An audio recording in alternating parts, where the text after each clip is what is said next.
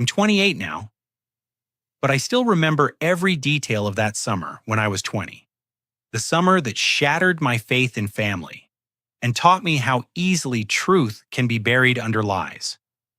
I just finished my sophomore year at Ohio State University, excited to come home to Westerville for what I thought would be a relaxing break before my junior year. Instead, I walked into our split-level ranch house to find my 18-year-old brother Dylan sitting at our kitchen table with our parents holding up what looked like a credit card statement. The expression on his face was a mixture of fake concern and barely concealed satisfaction. Baker used Dad's card for his spring break trip. He announced, his voice dripping with false worry. Our mother Susan gasped audibly, her hand flying to cover her mouth. My father Mark's face turned crimson with disappointment and rage. Before I could even process what was happening, before anyone asked for my side of the story, my father's voice thundered through our modest home. You're grounded for the entire summer. No car, no friends, no job interviews. How could you steal from us? The shock hit me like a physical blow. I stood frozen in our doorway, my duffel bag still slung over my shoulder, trying to comprehend what had just happened. Dylan sat there looking like the perfect, concerned brother, occasionally glancing at me with what appeared to be sympathy, but felt more like gloating. The credit card statement lay spread across our oak kitchen table, like evidence in a courtroom, and I could see charges totaling $700 from Panama City Beach during spring break week. Dad, I never touched your credit card. I managed to say, my voice cracking with disbelief. I was on campus during spring break. I worked extra shifts at the campus bookstore to save money. My mother shook her head sadly. Baker, we have the proof right here. These charges were made during your spring break, and Dylan showed us the photos you posted on social media from Panama City Beach. My heart sank as I realized what had happened. Yes, I had posted photos from Panama City Beach, but those were from the previous year when I went with my roommate Jason and his family. I had reposted them this spring as throwback memories, something I thought was harmless nostalgia. But Dylan had used those innocent posts to build his case against me. Those photos are from last year. I protested, but my father was already standing up, his hand extended expectantly. Car keys, phone, and laptop, now. His voice carried a finality that made my stomach drop. I'm calling Mr. Henderson first thing Monday morning to tell him you won't be taking that internship at his engineering firm. The internship. I had worked so hard to secure that position, networking at career fairs, and perfecting my resume. It was supposed to be my stepping stone into the professional world, my chance to gain real experience in civil engineering. But as I watched my father's determined expression, I knew there would be no changing his mind. Dylan finally spoke up, his voice carefully modulated to sound supportive. I'm really sorry this happened, Baker. I found the statement when I was helping Dad organize his office, and I just couldn't keep it secret. Family has to look out for each other, you know? The way he said it made my skin crawl. There was something theatrical about his performance, but our parents were completely buying into it.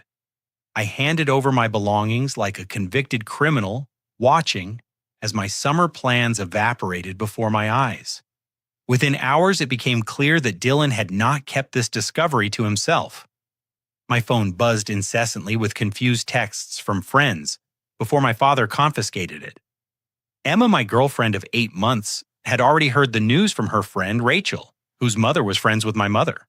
The small-town gossip network had activated with impressive speed. By evening, Emma had driven over to our house. I watched from my bedroom window as she stood on our front porch, her blonde hair catching the setting sun. When my father called me down to speak with her, I hoped she might be there to offer support, or at least hear my side of the story. Instead, she looked at me with disappointment and hurt. Baker, I thought I knew you. How could you steal from your own family and then lie about it? Emma, I'm telling you the truth. I never used that card. Someone is setting me up. She shook her head, tears forming in her green eyes. The evidence is right there. Dylan wouldn't lie about something like this. He's your brother." She pulled out her phone and showed me a text message. "I can't date someone who's dishonest. I'm sorry, Baker. We're done." As I watched her drive away in her red Honda Civic, I felt something inside me break. Not just my heart over losing Emma, but my fundamental belief in fairness and truth. I was being punished for a crime I didn't commit, and everyone I cared about believed I was guilty. That night I lay on my childhood bed, staring at the glow in the dark stars I had stuck to my ceiling in middle school. Through the thin walls, I could hear Dylan on the phone with someone, his voice cheerful and carefree.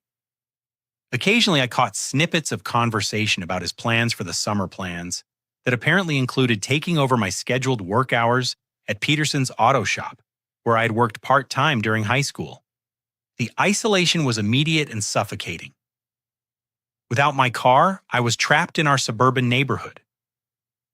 Without my phone, I was cut off from my college friends. Without my laptop, I couldn't even work on summer coursework or job applications. I was effectively under house arrest in my own home. The worst part was watching Dylan move through the house with newfound confidence. He had always been the younger brother living somewhat in my shadow academically and socially. But now he carried himself differently, like someone who had finally found his moment to shine. When our parents weren't around, he would give me these small smiles that seemed to say he knew exactly what he was doing. By the end of my first week home, Dylan had convinced our parents that I should pay back the $700 from my college fund. "It's only fair," he argued. "Baker needs to take responsibility for his actions, and actions have consequences." I watched helplessly as my father transferred $700 from my savings account money I had earned working construction jobs the previous summer under the blazing Ohio sun. Money that was supposed to help cover my junior year tuition costs. Dylan nodded approvingly as the transaction went through, playing the role of the wise younger brother who understood justice. That night I noticed Dylan carrying several shopping bags up to his room. When I questioned him about it the next morning, he casually mentioned that he had been saving money from his part-time job at the movie theater. But I knew how much that job paid, and it wasn't enough to afford the designer clothing brands I had glimpsed in those bags. Something was very wrong, but I was the only one who seemed to see it. As June progressed, I watched my brother transform from my parents' second son into their golden child. The shift was subtle at first, then became increasingly obvious as Dylan basked in his newfound status as the responsible, trustworthy son who had saved the family from further financial loss by exposing my alleged theft. Our parents, Mark and Susan, began treating Dylan with a respect and admiration that I realized I had taken for granted when it was directed toward me. They asked for his opinions on family decisions, praised his maturity, and constantly referenced his difficult choice to turn in his own brother as evidence of his strong moral character. Dylan wasted no time capitalizing on this reversal of fortune. Within 2 weeks of my grounding, he had convinced our parents to let him move into what was supposed to be my room when I graduated. It was the larger bedroom at the front of the house, with better natural light and its own adjoining bathroom.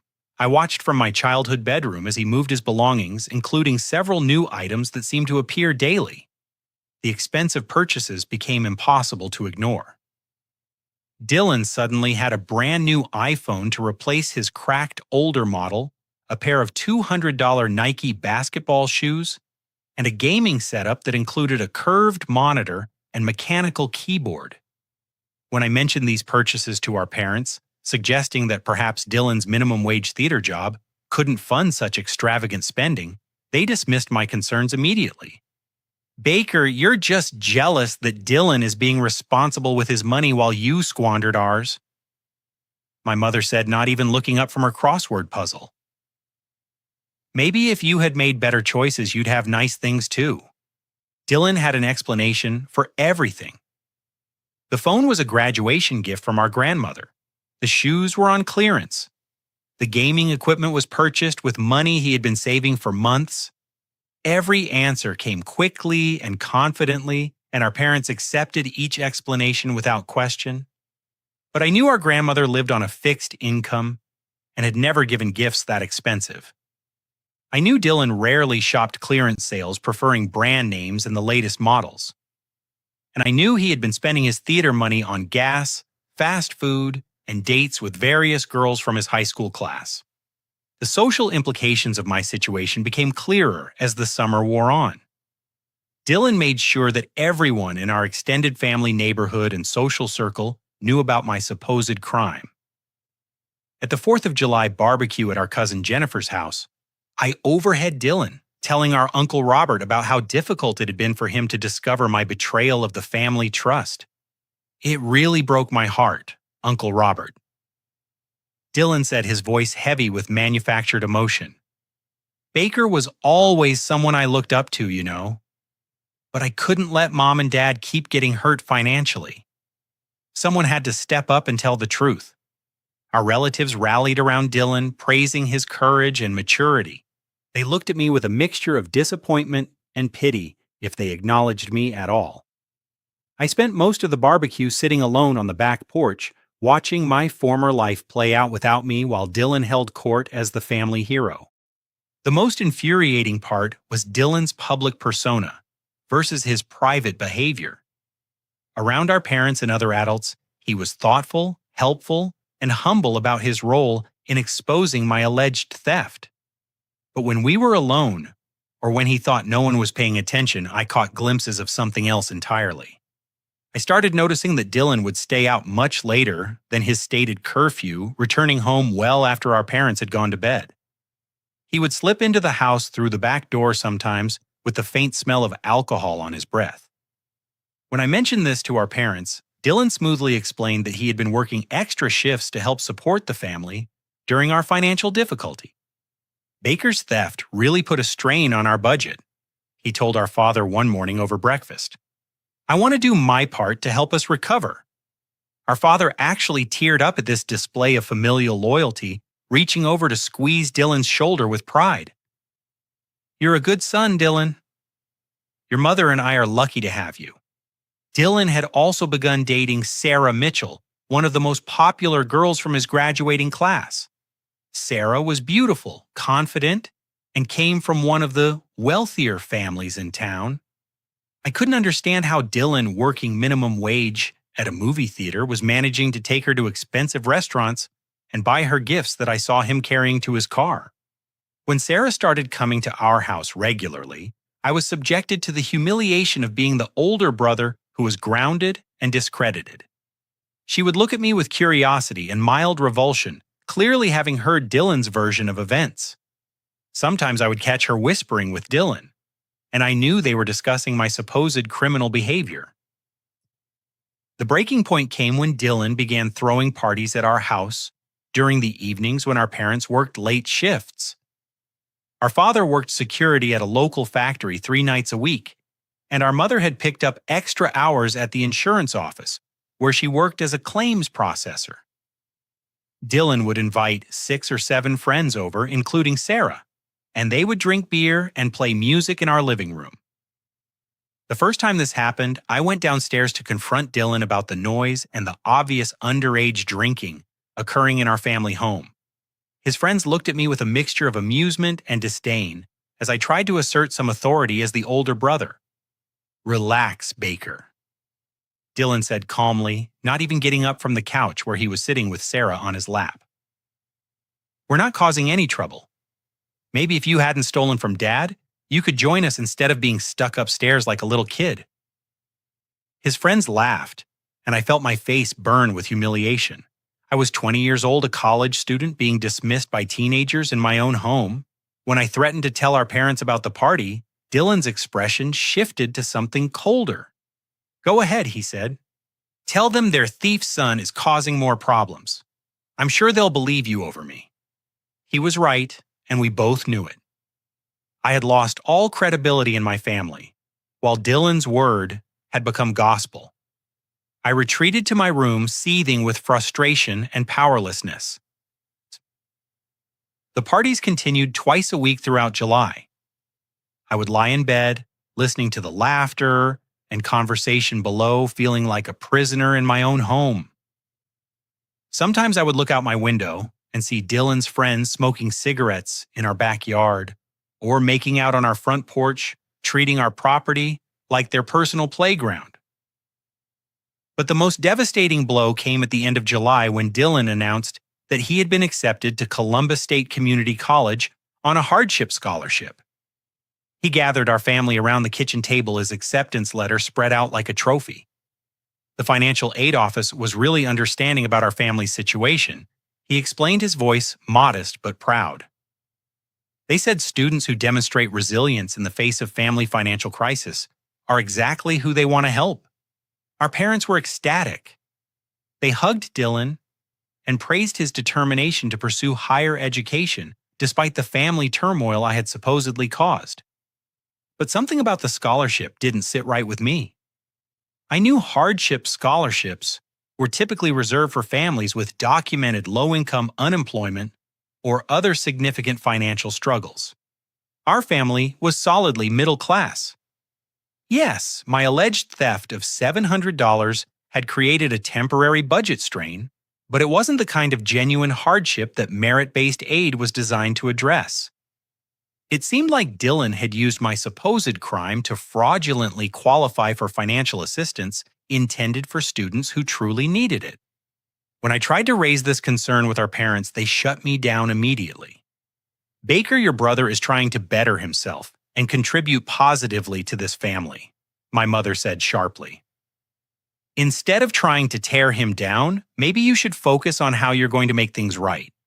As I watched Dylan accept congratulations and praise for his scholarship, I realized that my brother wasn't just taking advantage of an opportunity. He was actively constructing a narrative that positioned him as the hero and me as the villain, and he was getting rewarded for it at every turn. The worst part was that I was starting to question my own sanity. Everyone around me was so convinced of my guilt and Dylan's innocence that I began to wonder if I was missing something obvious. Had I somehow used my father's card and forgotten about it? Was I repressing memories of wrongdoing? But every time I tried to find a logical explanation for how I could have made those charges, the facts didn't add up. I'd been on campus during spring break working at the bookstore and studying for midterm exams. I'd never been to Panama City Beach during the time frame when those charges were made. Someone was lying, and it wasn't me. But proving the truth seemed impossible when everyone had already decided which version of events they preferred to believe. By August, Dylan's deception had evolved into something truly sophisticated and sinister. What had started as a simple, false accusation had grown into an elaborate psychological campaign designed to completely destroy my reputation and credibility while elevating Dylan to near sainthood in the eyes of everyone who mattered. Dylan's manipulation extended far beyond our immediate family. He had begun cultivating relationships with our extended relatives, family friends, and community members, always playing the role of the mature young man who was bravely holding the family together during a difficult time. The performance was masterful, and I watched in horrified fascination as he convinced person after person that he was the victim of my supposed betrayal. Our grandmother Eleanor, who lived in a retirement community 20 minutes away, became one of Dylan's primary targets. Eleanor had always been particularly fond of me, proud of my academic achievements and college success. But Dylan began visiting her weekly, something he had never done before my grounding. He would bring her small gifts, help with her apartment cleaning, and gradually work my supposed theft into their conversations. During one of these visits, which I learned about from our mother, Dylan had broken down in tears while telling Eleanor about the financial burden my actions had placed on the family. He painted a picture of our parents struggling to pay bills, cutting back on necessities, and facing the possibility of taking out loans to cover the damage I had caused. None of this was true. My parents were annoyed about the $700, but it hadn't created genuine financial hardship. They both had steady jobs, and our family was comfortable, if not wealthy. But Dylan's performance was so convincing that Eleanor called our house that evening to offer financial help. "I don't want to see Mark and Susan suffer because of Baker's poor choices," she told my mother over the phone, her voice shaky with emotion. "I can give Dylan some money for his college expenses. That boy has been through enough. I listened to this conversation from the top of the stairs, my heart breaking, as I realized how completely Dylan had poisoned our grandmother's opinion of me. Eleanor ended up giving Dylan $1,500 from her savings money she had been carefully preserving on her fixed income. Dylan accepted it with appropriate humility and gratitude, never mentioning that our family wasn't actually in financial distress. But Dylan's cruelest manipulation involved creating new incidents designed to make me look increasingly unstable and dangerous. He began hiding family valuables and then expressing concern about their disappearance, always in ways that suggested I might be responsible without directly accusing me. The first incident involved my mother's jewelry box, which contained several pieces that had been gifts from my father over the years. Dylan mentioned casually at dinner that he had noticed the jewelry box had been moved from its usual spot on my parents' dresser. I'm probably just being paranoid. He said, his voice carefully worried. But after everything that's happened, I thought I should mention it. Our parents immediately went upstairs to check, and while nothing was missing, the seed of suspicion was planted. They began locking their bedroom door when they left the house, and I noticed my mother moving her purse to different locations, presumably to keep it away from me. Dylan escalated this strategy 2 weeks later when our neighbor, Mrs. Patterson, mentioned that someone had been in her garage, apparently looking through her husband's tool collection. Nothing was stolen, but the garage door had been left open, and tools were scattered around. "That's strange," Dylan said, when Mrs. Patterson told us about the incident over our back fence. "Baker, you weren't working on any projects that might require tools, were you?" The implication was clear, and Mrs. Patterson's expression shifted from friendly concern to suspicious wariness as she looked at me. I denied any involvement, but the damage was done. Word spread through our neighborhood that the Hendricks boy who had stolen from his own family might be expanding his criminal activities.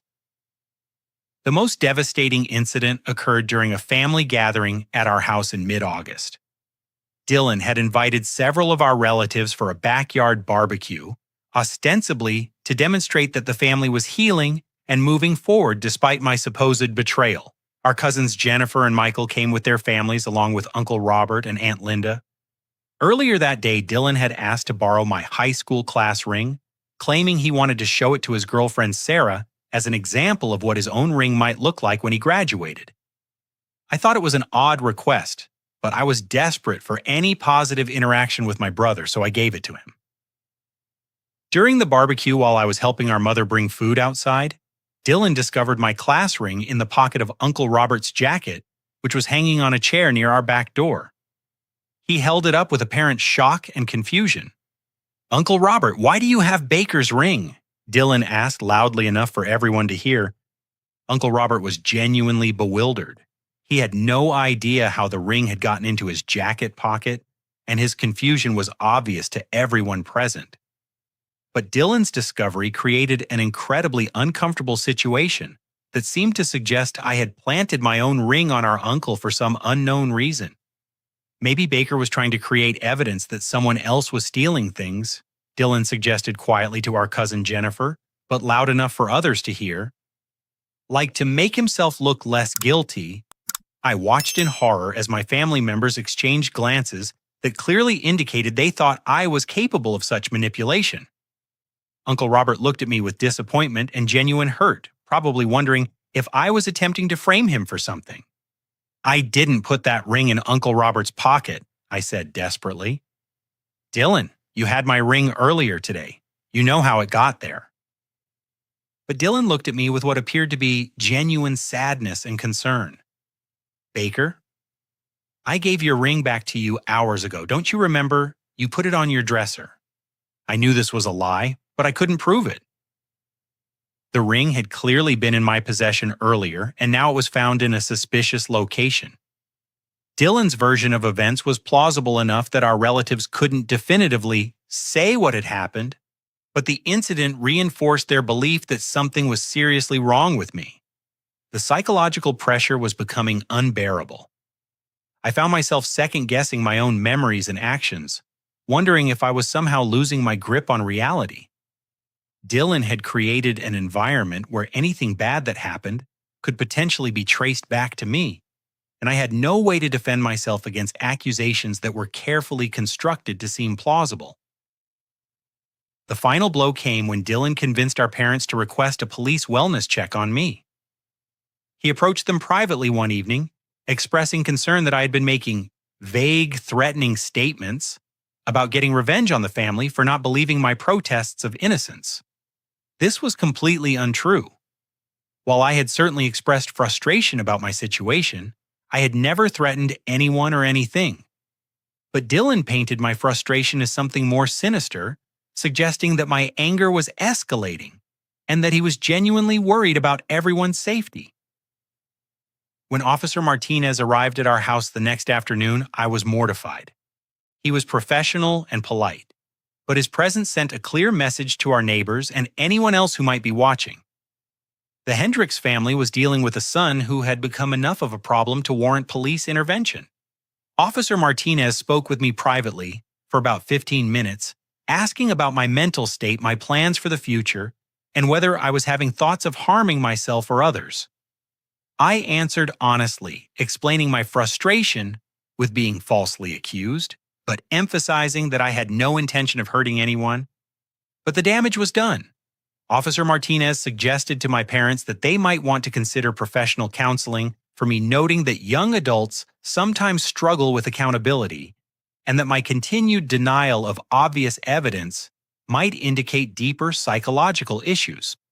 As I watched the police car drive away from our house, I realized that Dylan had achieved something truly remarkable. He had convinced everyone who mattered that I was not only a thief, but potentially mentally unstable and dangerous. Meanwhile, he continued to be praised and rewarded for his maturity, honesty, and concern for family welfare. I had become a pariah in my own home and community, while my younger brother was celebrated as a hero. The injustice was so complete and so skillfully orchestrated that I began to wonder if I would ever be able to prove my innocence or restore my reputation. But I didn't know that salvation was coming from an unexpected source, and that Dylan's perfect performance was about to be scrutinized by someone with the skills and experience to see through his elaborate deception. The turning point in my nightmare began on a sweltering Thursday afternoon in late August when my father's older sister, Margaret, arrived for an unannounced visit. I was upstairs in my room reading a book I had borrowed from our neighborhood library when I heard her distinctive voice drifting up from the front hallway. Aunt Margaret was nothing like the other adults in my life who had accepted Dylan's story without question. At 45, she was a forensic accountant who worked for a firm that investigated financial crimes and corporate fraud. She had sharp, intelligent eyes behind wire-rimmed glasses, graying brown hair that she kept in a no-nonsense style, and a personality that had always made me slightly nervous during family gatherings. Margaret asked direct questions and expected honest answers, and she had an unsettling ability to detect inconsistencies in people's stories. I hadn't seen her since Christmas when the family dynamics had been completely different. At that time, I had been the successful college student with a bright future, while Dylan was just my younger brother finishing high school. Margaret had congratulated me on my academic achievements and asked detailed questions about my engineering studies and career goals. Now, as I listened to her greeting my parents, I wondered what Dylan had told her about our family situation.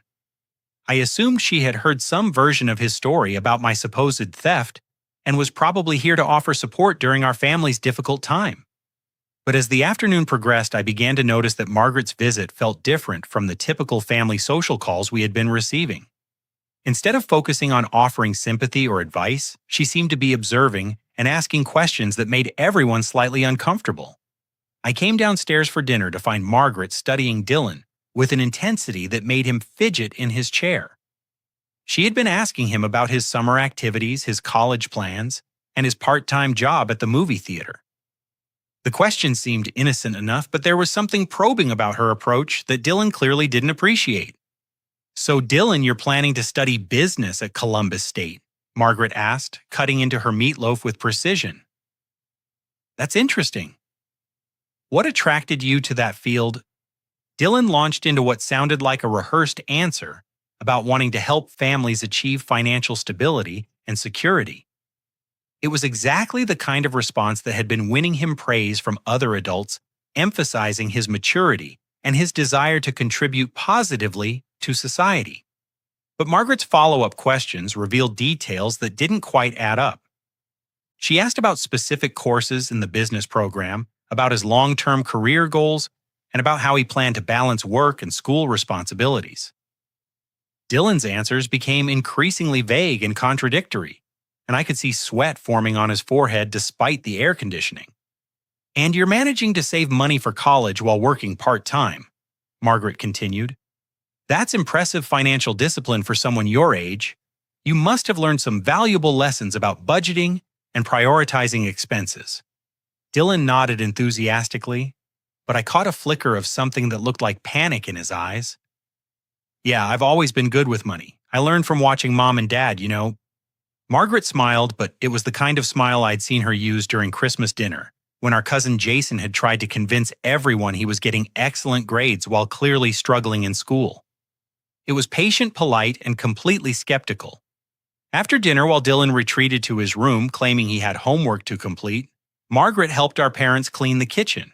I was wiping down the table when I overheard her casual comment that would change everything. "It's nice to see Dylan taking on more responsibility during a difficult time," she said to our mother. Though I have to admit I'm curious about the details of what happened with Baker's situation. As someone who investigates financial irregularities professionally, I'd be interested in reviewing the evidence just to make sure everything was handled properly. My heart stopped. Our parents exchanged glances, and I could see them trying to decide whether Margaret's offer was helpful or intrusive. My father spoke first, his voice carrying a defensive edge. "Margaret, we appreciate your concern, but the situation is pretty straightforward. Dylan found the charges on my credit card statement, and Baker had the opportunity and motive to make them. We don't need a professional investigation." But Margaret persisted, her tone remaining friendly but firm. "I understand, Mark, but financial crimes can be more complicated than they appear on the surface. Sometimes what looks like obvious evidence actually tells a different story when you examine it more carefully. I'd be happy to take a look just to give everyone peace of mind." Dylan appeared in the kitchen doorway claiming he needed a glass of water. But I could tell he had been listening to the conversation, and his expression was tense with worry that he was trying to hide behind casual interest. "What kind of things would you look for, Aunt Margaret?" he asked, his voice carefully neutral. Margaret turned to him with that same patient smile. "Oh, there are lots of technical details that most people don't think about. Transaction patterns, location data, timing, inconsistencies, that sort of thing. It's amazing how much information is actually embedded in financial records when you know how to read them properly." Over the next 2 days, Margaret's presence in our house created a subtle but noticeable shift in the family atmosphere. She spent time talking with each of us individually, asking questions that seemed casual but felt more substantial than typical family conversation. When she spoke with me privately, I was initially cautious about opening up. I had been burned so badly by trusting family members that I wasn't sure Margaret would be any different. But her questions were different from the accusatory inquiries I had faced from my parents and other relatives. "Baker, I want you to walk me through exactly what you remember about spring break," she said, settling into the chair across from my desk. "Don't worry about proving anything or defending yourself. Just tell me what actually happened day by day." For the first time in months, someone was asking for my version of events without starting from the assumption that I was lying. I told Margaret about working extra shifts at the campus bookstore, about studying for midterm exams, about the quiet spring break I had spent on campus, while most of my friends traveled to warmer destinations. Margaret took notes as I spoke, asking follow-up questions that demonstrated she was actually listening and thinking critically about what I was telling her. When I mentioned the throwback photos I had posted from the previous year's Panama City beach trip, her eyebrows raised with interest. "So you posted old photos as memories, but they were clearly labeled as throwbacks?" she asked. Yes, they had dates and captions explaining they were from the year before. Anyone who looked closely could see they weren't current. Margaret nodded thoughtfully. That's an important detail. It suggests that someone either didn't examine the photos carefully or deliberately misrepresented what they showed. By Saturday evening, Margaret had convinced my parents to let her review our family's financial records. She framed it as a professional courtesy, offering to help them understand how such incidents could be prevented in the future and whether there were any security vulnerabilities they should address. Dylan tried to discourage this review, arguing that it would be embarrassing for the family and unnecessary given the clear evidence of my guilt. But Margaret's professional credentials and persistent politeness made it difficult for him to object too strenuously without seeming suspicious. The breakthrough came Sunday morning when Margaret was reviewing the credit card statements while drinking coffee at our kitchen table. Dylan was hovering nearby, ostensibly reading a magazine, but clearly monitoring her progress. Margaret had been asking casual questions about the family's financial habits, payment methods, and online shopping practices. "Dylan, you mentioned that you sometimes help your dad organize his financial paperwork," Margaret said, without looking up from the statements. "That's very responsible of you. I bet you've learned a lot about managing expenses and tracking purchases." "Yeah, I try to help out when I can," Dylan replied, his voice slightly strained. Margaret continued studying the documents, occasionally making notes or cross-referencing different statements. Then, almost offhandedly, she asked a question that would prove to be Dylan's undoing. "These Panama City Beach charges are interesting," she mused. "They include some very specific vendors. Dylan, since you discovered these charges, I'm curious if you remember any details about them. Like, what was the largest single purchase?" Dylan's answer came quickly, almost reflexively. "The hotel was the biggest charge.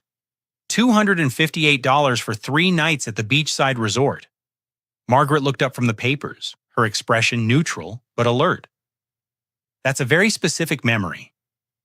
Did you research the hotel to understand what Baker had purchased?" "I mean, it was right there on the statement," Dylan said, but I could see uncertainty creeping into his voice. Margaret nodded slowly, then turned the credit card statement toward Dylan. "Could you point out that hotel charge for me? I want to make sure I'm reading this correctly." Dylan leaned over the table, scanning the document with growing confusion. The largest Panama City Beach charge was indeed $258, but it wasn't for the beachside resort. It was for a restaurant and entertainment complex called Neptune's Paradise. There was no hotel charge listed anywhere on the statement. Dylan had just revealed specific knowledge about purchases that he could only have known if he had made them himself, and he had gotten a crucial detail wrong because he was working from memory rather than the actual evidence. Margaret's expression remained professionally neutral, but I saw her make a note on her pad. When she looked up, Dylan was staring at the statement with obvious panic, realizing that he had just made a catastrophic mistake. "It's easy to misremember details," Margaret said kindly. "Financial records can be confusing, especially when you're trying to help family during a stressful situation." But we all knew that something significant had just happened. Dylan had revealed knowledge that was impossible to explain through innocent means, and Margaret's forensic accountant instincts had caught him in the act. For the first time in months, I felt a glimmer of hope. Someone with the skills and authority to investigate was finally paying attention to the details that everyone else had ignored. And Dylan's perfect performance was beginning to show cracks that might finally expose the truth. Margaret's investigation began in earnest Monday morning, though she was careful not to alarm Dylan or my parents about the true scope of what she was undertaking. She had requested access to 3 months of financial records, claiming it would help her provide comprehensive recommendations for preventing future security breaches. What my family didn't realize was that Margaret approached this review with the same methodical precision she brought to her professional fraud investigations. She had spent her entire career uncovering financial crimes committed by people who thought they were too smart to get caught, and Dylan's amateurish deception was about to be dissected by someone who had seen every trick in the book. Margaret set up a temporary workspace in our dining room, spreading documents across the table in an organized system that would have impressed any law enforcement agency. She had bank statements, credit card bills online, purchase confirmations and transaction logs arranged chronologically and cross-referenced by date and amount. Over the next 3 days, while maintaining casual conversation with our family, Margaret constructed a detailed timeline that revealed the true extent of Dylan's financial crimes. The Panama City Beach charges were just the tip of an iceberg that had been growing for months. Margaret's first major discovery involved the pattern of small purchases that Dylan had been making since January. He had been extremely careful to keep individual transactions below $50, apparently believing that larger amounts would attract attention. But when Margaret compiled all the charges over a 6-month period, they totaled nearly $2,000. The purchases showed a clear pattern of personal items that aligned perfectly with Dylan's suddenly improved lifestyle. There were charges at clothing stores, electronics retailers, restaurants, and entertainment venues. Each transaction had been spaced out and mixed in with legitimate family expenses, but Margaret's forensic training allowed her to identify the anomalies. What made the case even more damning was the geographic and timing evidence that Margaret uncovered. Using her professional access to enhanced transaction data, she was able to pull detailed information about where and when each purchase had been made. The Panama City Beach charges that had supposedly been made by me during spring break had actually been made online from our home computer at times when I was provably on campus. Margaret cross-referenced the transaction timestamps with my university records, which showed that I had been clocking in for work shifts at the campus bookstore during the exact times when someone was using our father's credit card to make purchases. She also obtained IP address logs that confirmed the online transactions had originated from our home internet connection, not from any location where I could have been. But Margaret's most devastating discovery involved Dylan's Amazon purchase history. By accessing the account linked to his personal email address, she found a comprehensive record of items he had ordered using our father's credit card information. The account showed dozens of purchases dating back to February, including the expensive electronics, clothing, and accessories that Dylan had claimed to buy with his movie theater wages. Margaret also uncovered evidence that Dylan had created a fraudulent PayPal account using our father's personal information. This account had been used to transfer money from our father's credit card to fund Dylan's social activities and gift purchases for his girlfriend Sarah. The PayPal records showed a sophisticated understanding of online financial systems that contradicted Dylan's claims of being a typical teenager who barely understood digital transactions. As Margaret compiled her evidence, she began to see the full scope of Dylan's deception. This wasn't an impulsive teenage mistake or a moment of poor judgment. It was a calculated, ongoing fraud that had been carefully planned and executed over months.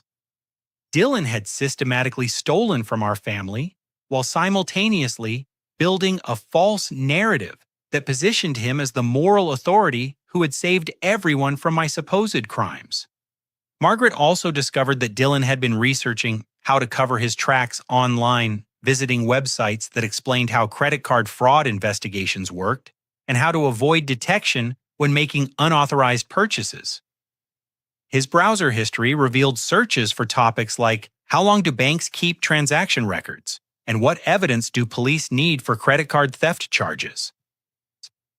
But perhaps the most disturbing evidence Margaret found involved Dylan's plans for future crimes. His recent large purchases, which totaled over $1,500 in the past month alone, suggested that he was escalating his theft and becoming more brazen about the amounts he was stealing.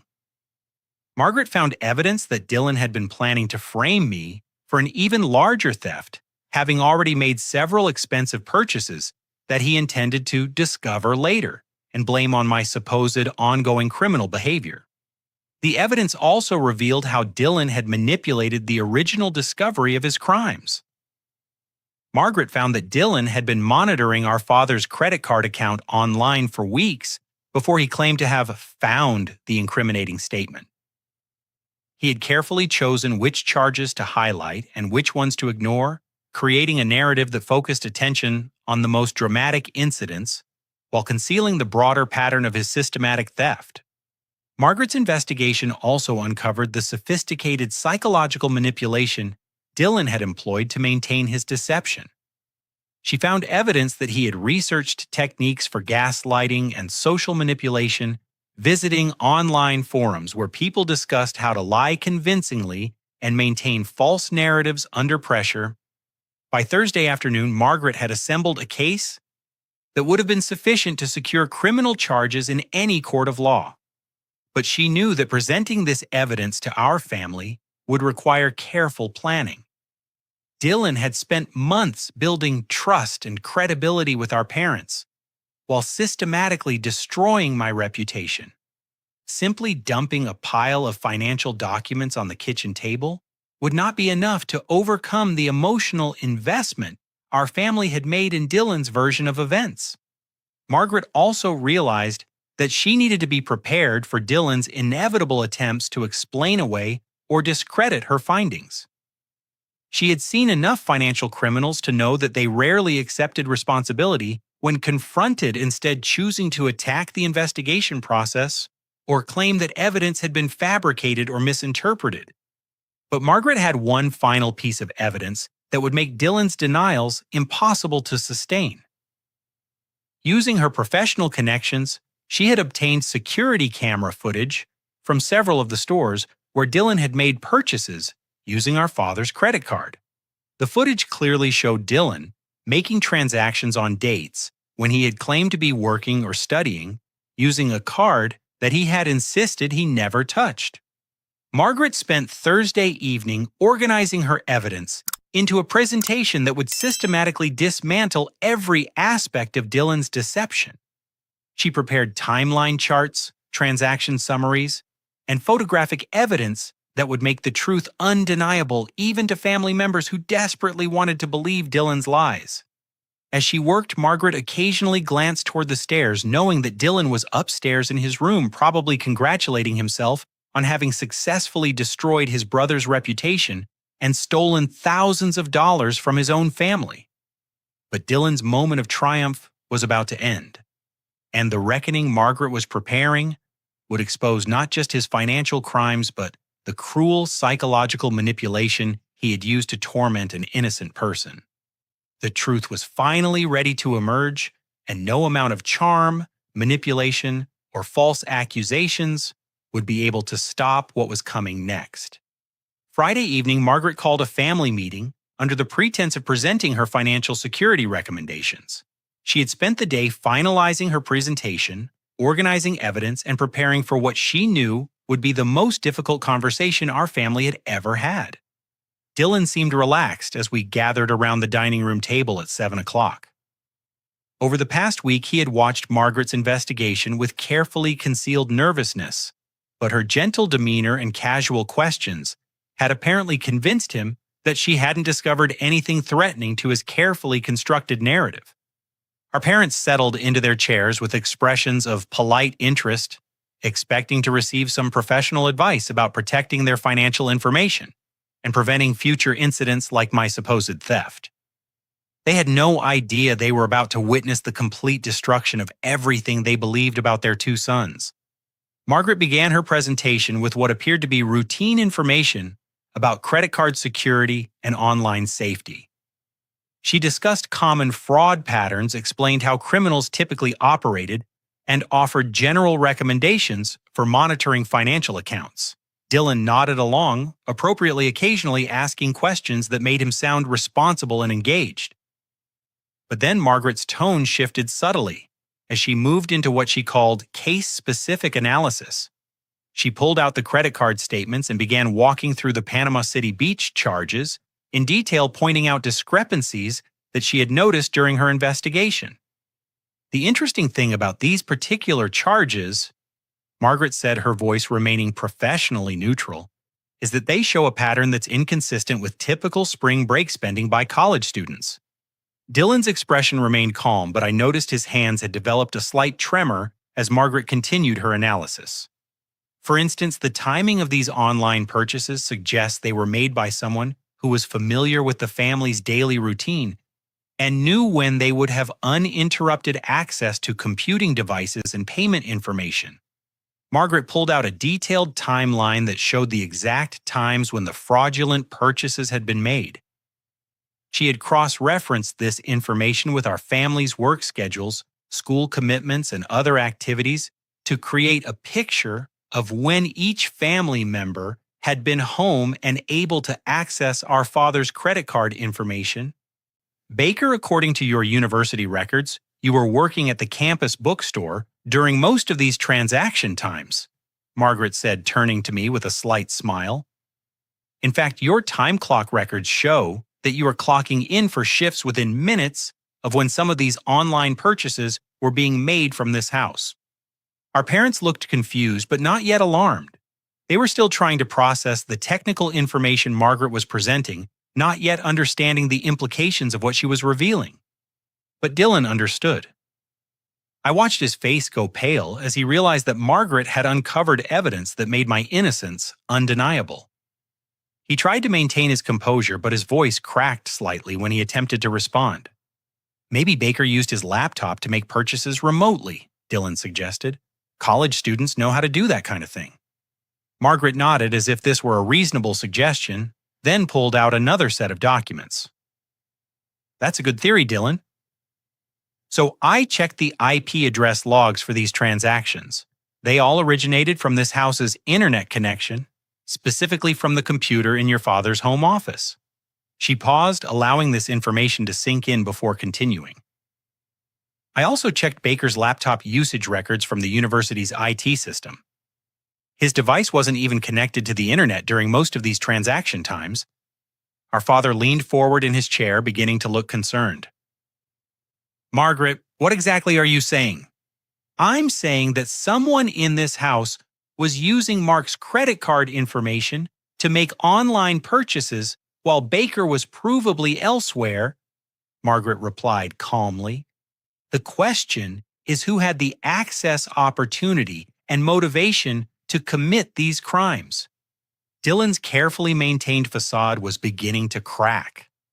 Sweat had formed on his forehead, and his leg was bouncing nervously under the table. But he made one more attempt to deflect suspicion. Maybe someone hacked our home network? He said, his voice strained. Or maybe Baker gave someone else Dad's card information. Margaret smiled the patient smile I had seen her use with difficult witnesses during Christmas dinner conversations. Those are creative theories, Dylan, but I found something that makes them impossible to believe. She pulled out a laptop and opened it to reveal Dylan's Amazon account purchase history. The screen showed dozens of items ordered over the past 6 months, all paid for with our father's credit card information. This account is registered to Dylan Hendricks at this address using Dylan's personal email address, Margaret announced. The purchase history shows a clear pattern of expensive items being bought with Mark's credit card and delivered to this house. Our parents stared at the screen in shock, finally beginning to understand the magnitude of what they were seeing. Our mother's hand flew to her mouth as she recognized several items that Dylan had claimed to purchase with his own money from his part-time job. Dylan, is this your Amazon account? Our father asked, his voice barely above a whisper. Dylan's composure finally collapsed completely. I can explain, he said desperately. This isn't what it looks like. Someone must have hacked my account, or maybe Baker set this up to make me look guilty. But Margaret wasn't finished. She pulled out printed screenshots showing Dylan's browser history, including his research into credit card fraud techniques and his visits to websites explaining how to avoid detection when making unauthorized purchases. I also found evidence that Dylan created a fraudulent PayPal account using your personal information. Margaret continued relentlessly. This account was used to transfer money from your credit card to fund various personal expenses and gifts. She displayed the PayPal transaction records showing transfers that aligned perfectly with Dylan's social activities and gift purchases for his girlfriend Sarah. The evidence was overwhelming and undeniable, each piece building on the previous to create an ironclad case of systematic fraud. Our parents sat in stunned silence, trying to process the complete reversal of everything they had believed for the past 3 months. Our mother began crying quietly, whether from relief about my innocence or devastation about Dylan's betrayal, I couldn't tell. Dylan made one final desperate attempt to maintain his innocence. "Aunt Margaret, you're biased toward Baker," he said, his voice taking on an accusatory tone. "You're fabricating this evidence to make me look guilty. None of this proves anything." Margaret's response was swift and decisive. She pulled out her phone and opened a video file that made Dylan's blood drain from his face completely. "This is security camera footage from Best Buy showing you purchasing the gaming monitor that's currently in your room," she said, playing the video for everyone to see. "The timestamp shows this purchase was made during a time when you claimed to be working at the movie theater. You used your father's credit card for this $237 transaction." The video was crystal clear. There was Dylan confidently walking through the electronics store, selecting expensive equipment and paying with our father's credit card. He looked relaxed and practiced like someone who had done this many times before. Our father's voice was barely recognizable when he finally spoke. "Dylan, how could you do this to us? How could you let us punish Baker for something you did?" But Dylan's final revelation was yet to come. Faced with undeniable evidence and the complete destruction of his carefully crafted lies, something inside him snapped. The psychological pressure of maintaining his deception for months, combined with the shock of being caught so thoroughly, caused him to break down completely. "You want to know how I could do this?" Dylan screamed, his voice filled with years of suppressed rage and jealousy. "Baker always got everything. He was the smart one, the successful one, the one you were proud of. Do you know what it's like to live in your brother's shadow your entire life?" The words poured out of him like a dam bursting. "This wasn't the first time I framed him. Remember when Grandma's vase got broken when we were kids? That was me. The money missing from Mom's purse? Me. The neighbor's fence that got damaged with the baseball? Also me. I've been setting up Baker for years, and you always believed me because Precious Baker could never do anything wrong." Our parents recoiled in horror as Dylan confessed to a lifetime of deception and manipulation. I sat frozen in my chair, realizing that my entire childhood had been contaminated by Dylan's jealousy and his willingness to destroy my reputation for his own benefit. "I planned this whole thing." Dylan continued, his voice becoming increasingly hysterical. "I've been using Dad's card for months, and I knew I had to find a way to blame someone else before you noticed. Baker was perfect. He was away at college, he had posted those old Panama City photos, and I knew you'd believe me over him because I'm the baby of the family." The confession was complete and devastating. Dylan had not only admitted to the credit card fraud, but revealed a pattern of psychological abuse that had been going on for years. He had systematically destroyed my reputation and credibility whenever it served his purposes, and our parents had unknowingly enabled his behavior by always choosing to believe his lies over my protestations of innocence. As Dylan's sobs filled our dining room, I felt a complex mixture of vindication, grief, and exhaustion. The truth was finally out, but the cost of reaching this moment had been enormous. 3 months of my life had been stolen. My relationships had been damaged, and my faith in family loyalty had been shattered. But for the first time since May, I was free from the crushing weight of false accusations. Margaret had given me back my reputation, my dignity, and my future. The truth had finally emerged, and no one would ever doubt my innocence again. The days following Dylan's confession were a whirlwind of consequences, revelations, and painful but necessary conversations. Our family faced the difficult task of processing not just the recent fraud, but the disturbing reality that Dylan had been manipulating and deceiving us for years. Our parents' reaction was a mixture of devastation, guilt, and determination to make things right. My mother spent hours crying, alternating between grief over Dylan's betrayal and horror at the realization of how cruelly they had treated me during my months of false imprisonment. My father, typically more reserved with his emotions, struggled with anger at Dylan and deep shame about his own failure to investigate the accusations more thoroughly before destroying my summer and my reputation. The legal consequences for Dylan were swift and serious. Our parents, after consulting with Margaret and a criminal attorney, decided to press charges for credit card fraud. The evidence Margaret had compiled made the case straightforward from a legal perspective, and Dylan's signed confession eliminated any possibility of plea negotiations. He was looking at felony charges that would likely result in probation restitution requirements and a criminal record that would follow him for years.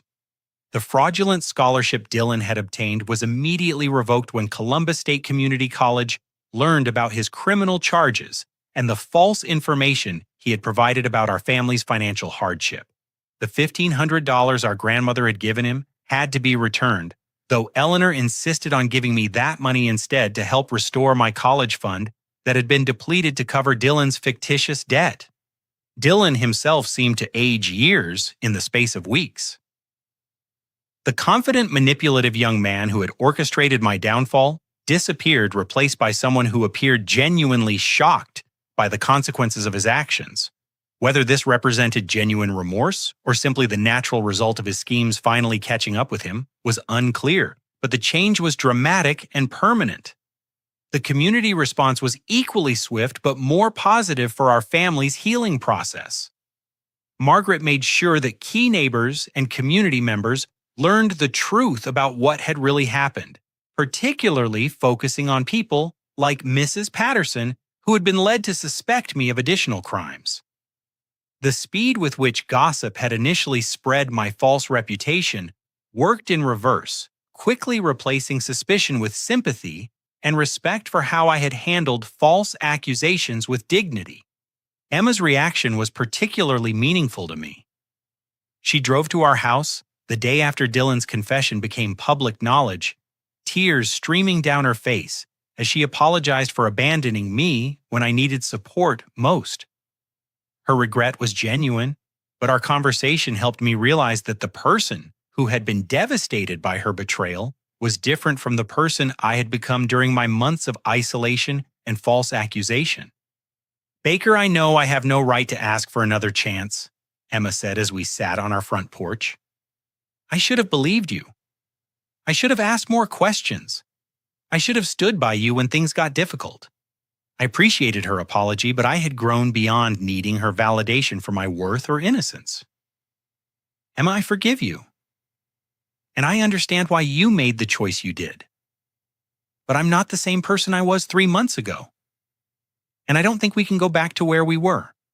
She nodded sadly, but seemed to understand that my response came from strength rather than anger.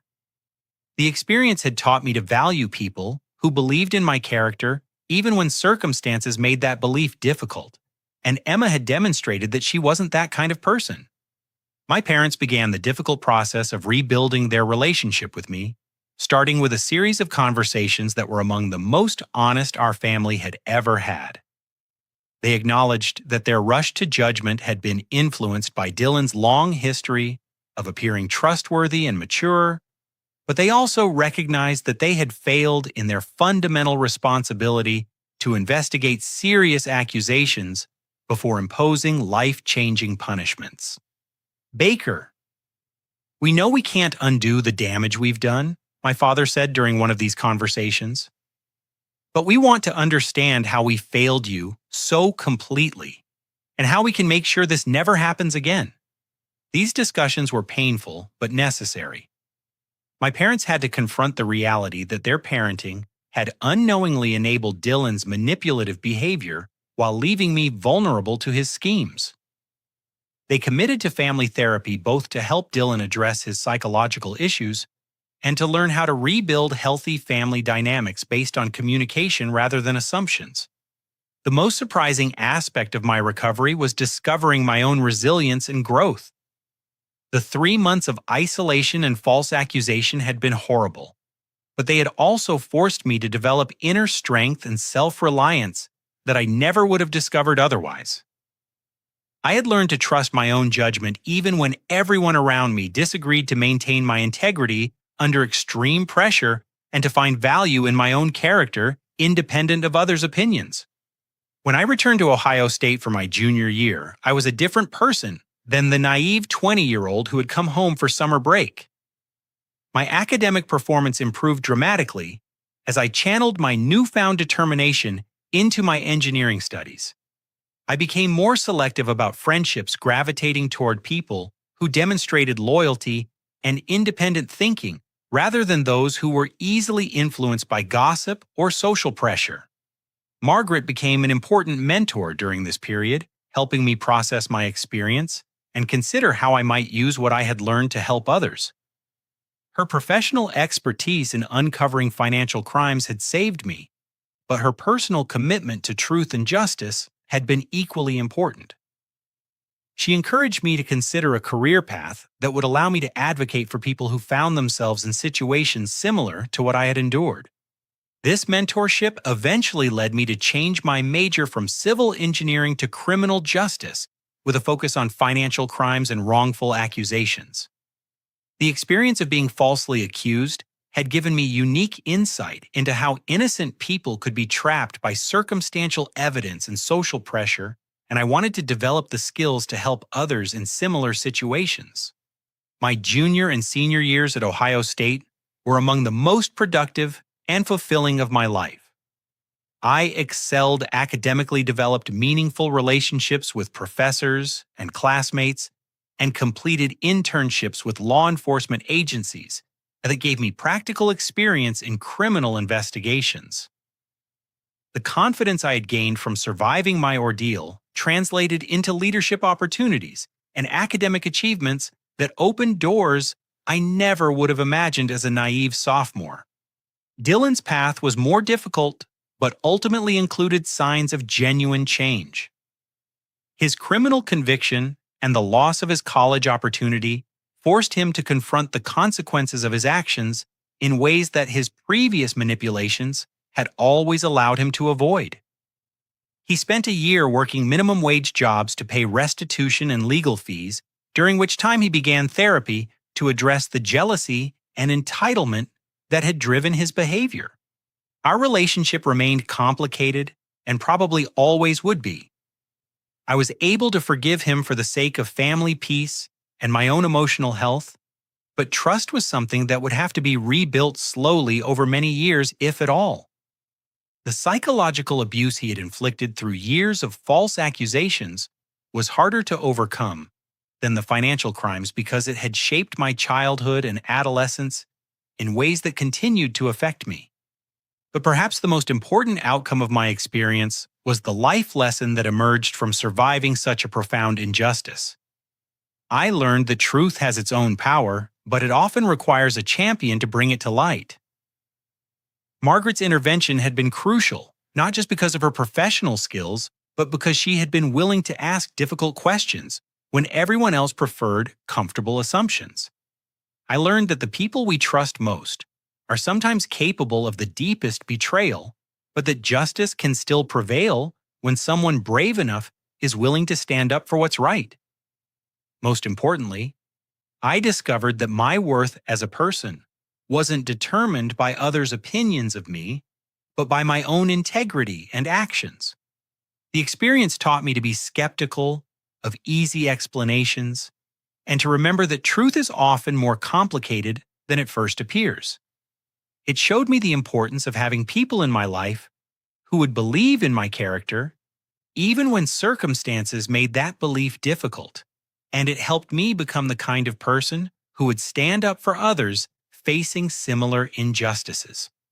By the time I graduated from Ohio State with honors and a clear career path in criminal justice, I had transformed a devastating experience into a foundation for a meaningful life dedicated to seeking truth and protecting innocent people. The summer that almost destroyed me had instead made me stronger, wiser, and more compassionate than I ever would have become without facing such a severe test of character. Dylan's betrayal had stolen 3 months of my life, but it had also given me insights and strength that would benefit me for decades to come. Sometimes the worst experiences teach us the most valuable lessons, and sometimes the people who try to destroy us end up making us stronger than we ever imagined we could be.